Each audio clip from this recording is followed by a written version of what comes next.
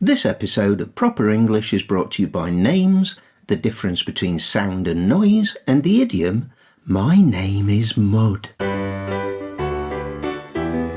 Hello, I'm Alison. And I'm Dave. And we'd like to welcome you to our podcast, which, as you know, is called Proper English. If you're learning English and you want to know what that noise in the night was, If you get stuck wondering how to spell Dave's surname, if you're puzzled by the sound a tree makes if it falls in the forest and nobody's there, then Proper English is just the thing for you.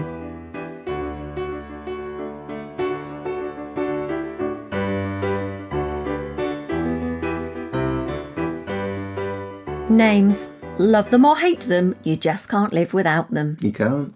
English names can be hard to pronounce as they don't follow the rules. Mine is relatively simple, but isn't used in any other cultures as far as I'm aware, and so students often need a little help. Alison.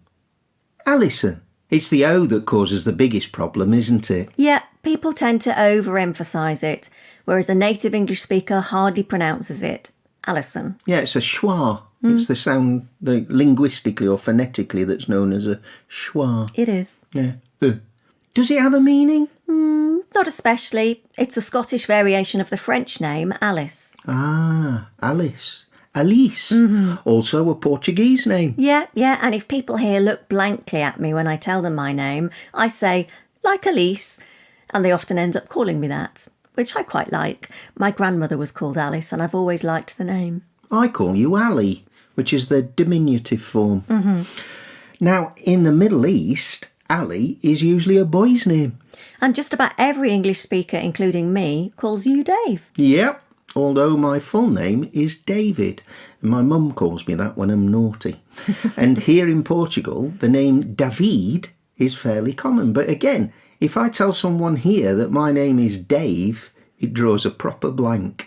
It's not a shortening or an abbreviation that is used here. And what does it mean? Well, it seems likely that it was originally a Hebrew name. Yeah, it can be found in the Bible, can David? It's a name that is common across much of Europe too. And in Hebrew, it means beloved or uncle. David was a king in Israel in the 10th century BC. Blimey, it's an old name. Yeah, it is. In Britain, it can be found from the Middle Ages onwards, and it's most popular in Wales. Yes, St David is in fact the patron saint of Wales. He is. What about other members of your family? No, I don't think they're patron saints of anything. Oh dear, back to the script. Well, my mum's name is Patricia, and it's shortened to Pat. It's the feminine form of Patrick, and both names are popular in lots of countries. My dad's name was Douglas. Now, if you see that written down, you could be forgiven for thinking it's pronounced Douglas. Yes, it's spelt Douglas. It is. Names really don't follow the rules, as I said earlier. Now, Douglas is a Scottish name, and apparently its meaning is dark river. Not sure it's a very apt description of your dad. He was mostly a calm and light-hearted soul, wasn't he? He was, yeah. What about your parents? Well, my mum's name is Janet, but she doesn't really like being called that, and everyone calls her Jan. I found that internet searches for this subject aren't very helpful. Some sites list my mum's name as purely English, others say Hebrew, and that it means a gift from God. Ah. My dad's name was Kenneth, which apparently means born of fire and handsome. He too was known by a shortened version, Ken. Yeah, some people can shorten Kenneth to Kenny as well. Yes. Oh, yeah, but my dad wasn't a Kenny, was he? No, not really. He was a Ken. Definitely. Yeah. The names of our family members are pretty conventional for our respective age groups in Britain. Like most cultures, names go in and out of fashion in the UK. More traditional names tend to come from the Bible, or sometimes saints' names. And now we're asking, what's the difference? What's the difference? Another excellent question from Alexei in Ukraine. What's the difference between sound and noise? Well, in scientific terms, they're the same. They both mean something that you can hear. Oh, is that it? Yeah, No, let's say some more about it, Dave. Both can be used as countable and uncountable nouns. The birds in the forest make so many different sounds. Countable, lots of sounds. Or Concorde flew faster than the speed of sound. Uncountable. And with noise? The house makes lots of scary noises in the night. Countable noises. And the neighbours upstairs make a lot of noise. Uncountable. The difference is in their meaning, and it comes down to our perception. Noise on the whole would be unwanted sound, maybe something that we consider unpleasant, either because of its volume or because it isn't something we like to hear. Yeah. Also, it can be something that's unexpected. Yeah, I suppose that's what I meant by unwanted. But yeah. Unwanted, unexpected. Yeah, they both work. It's fine. Yeah, as a teenager, the music that I liked to listen to in my bedroom was considered a noise by my parents, particularly my dad. Will you turn that noise down? Oh dear. Yeah, he wasn't keen. Frank Sinatra man, you see. When we're talking to students over Skype or Zoom, we might have to turn the sound up, just so that we can hear them better. And sometimes there can be a noise in the background.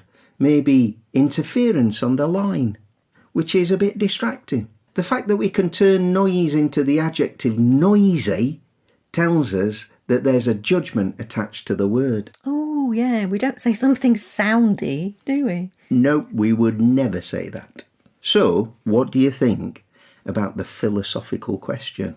If a tree falls in a forest and there is nobody around, does it make a sound?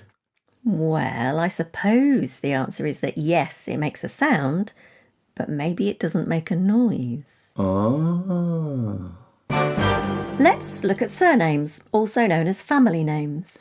My last name, Curley, with a K, Kurley, is easy enough to say, but my goodness, it causes problems when it comes to spelling. Nobody ever gets it right first time. And this applies to native English speakers every bit as much as it does to non-natives. There are at least 3 ways to spell it, and our family uses the least common version. And I voluntarily took it as part of my surname when I married you. More fool you. But what does Curly mean, if anything? Not really sure. All I know is that it's derived from an Irish name, which is Curley. The story goes that the Curleys were a bit of a dodgy family back in County Kerry, and they escaped the country to the UK because they were in a spot of trouble back home. And so that they couldn't be found in the UK, well, no, it would have been England, actually, thinking about it. So they wouldn't have been found in England. They changed the surname spelling from C at the beginning to K. Because nobody would be able to find them now, would they? Cunning. With a K. So, how about Davis? Meaning-wise, it's pretty straightforward. It just means son of David. Bit weird. I'm David. I know, it's very confusing. Well, actually, it's not at all confusing. So because it comes from David, it's quite a common surname in Wales. But there it's spelt with an E, so Davies. Before I met you, I would spell Davis, Davis, to people when I gave them my name. And then once we were married, I had the added complication of spelling Curly. Difficult, eh? Hard life. Oh, it's tough. I know. That brings up an interesting cultural point, though, doesn't it? When we got married, it kind of was the norm that married women changed their surnames to their husband's surname. Oh, I'd say it was definitely the norm. Okay. Yeah. I really didn't want to do that. I liked being Davis, and I couldn't see the point of giving that up. And I wanted to smash the patriarchy. Right on, sister. But at that point in time, I didn't know any women who had kept their maiden name, as it's known, when they got married. So I compromised and went with both of our surnames. It's much more common now for people to use a double-barrelled surname. Double barrel means that you keep two surnames, and it's usually got a hyphen in between. And these days, women in the UK, well, sometimes they don't even change their surname at all after marriage, which is fair enough. It's up to them, isn't it? Mm-hmm.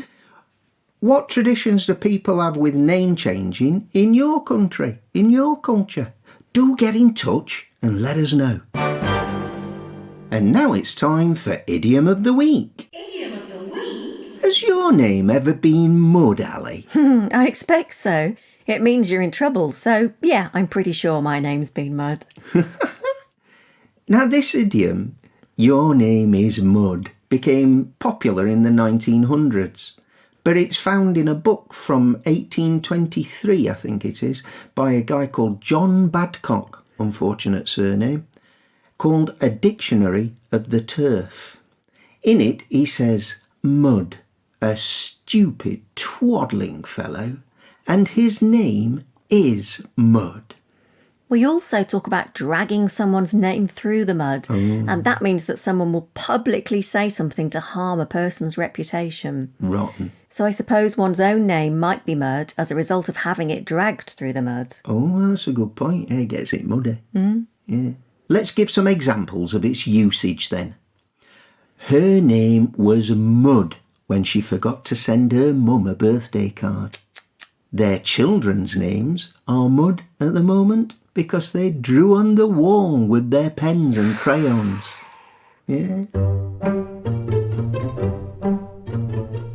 Before we go, we thought it might be fun to come up with a name for our character, D.I. Davidson. Her colleague is called Robert Roberts. That was my idea. And his girlfriend is called Roxy. That was my idea.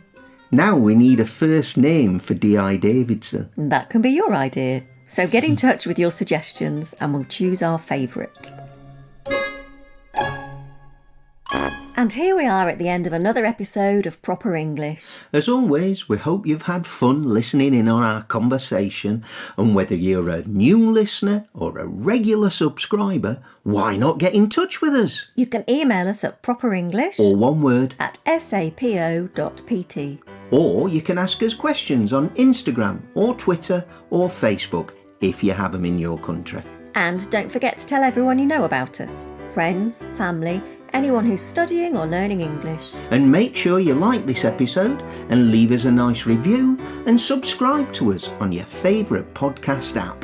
So until next time, it's goodbye from me. And it's goodbye from me too. And thank you for listening to Proper English.